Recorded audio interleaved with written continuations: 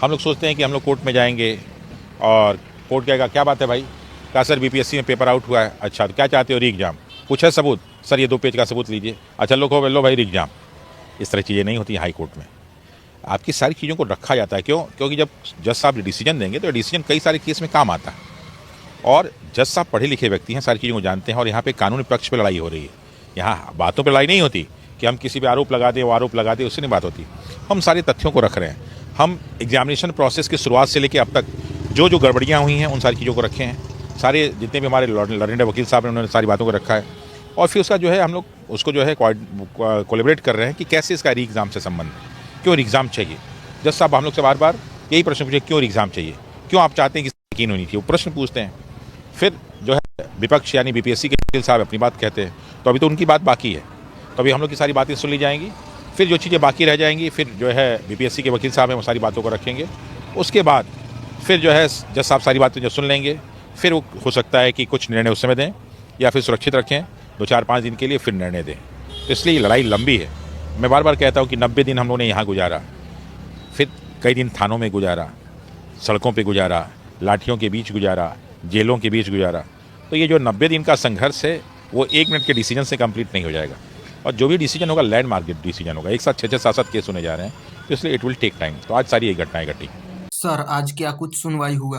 दरअसल जो 7 की सुनवाई चल रही थी उसी के कंटिन्यूएशन में आज की सुनवाई हुई। 16 से शुरू हुआ और उससे लेके लंच तक, फिर लंच से लेके लास्ट जो है आवर 4 o'clock तक सारी की सारी सुनवाई हुई।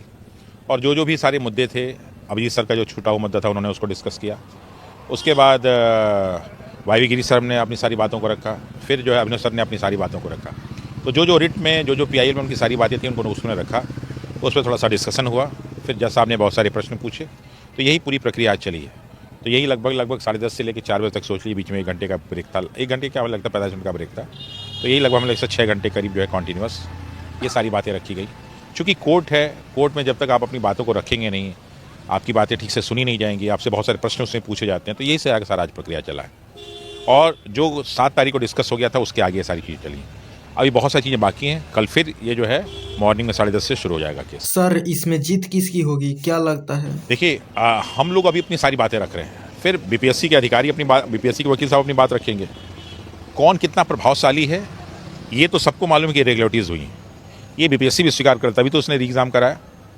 लेकिन ये री एग्ज़ाम और सारा का सारा इरेगुलरिटीज़ कहाँ तक हुई हैं कि री एग्ज़ाम जो है प्रश्न का समाधान है, इसी पे भी चर्चा होना बाकी है। तो ये सारी चीज़ें हो रही है, कल ही बहुत सारी चीज़ें होंगी। लेकिन जिस प्रकार जज साहब का पूरा शुरू से लेकर अंत तक था, वो बहुत सारी चीज़ों को लेकर कन्विंस हो रहे थे। लेकिन अभी हम लोग को और कन्विंस करना है। कोर्ट में क्या होता है ना, जज साहब को कन्विंस करना होता है अपने फैक्ट्स को रख के, लॉ पॉइंट्स को रख के, जजमेंट को रख के। हम जितना कन्विंस कर देंगे तो अभी हम लोग कन्विंस करने को दिया गया है, फिर विपक्ष कन्विंस करेगा। जो कन्विंसिंग पावर जिसकी ज़्यादा होगी उसकी विजय होगी। तो निश्चित रूप से विजय हम लोग की होगी।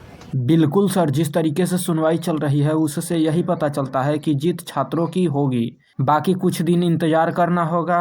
तो अब मिलते हैं किसी दूसरे वीडियो के साथ। वीडियो पसंद आया तो लाइक, कमेंट और चैनल को सब्सक्राइब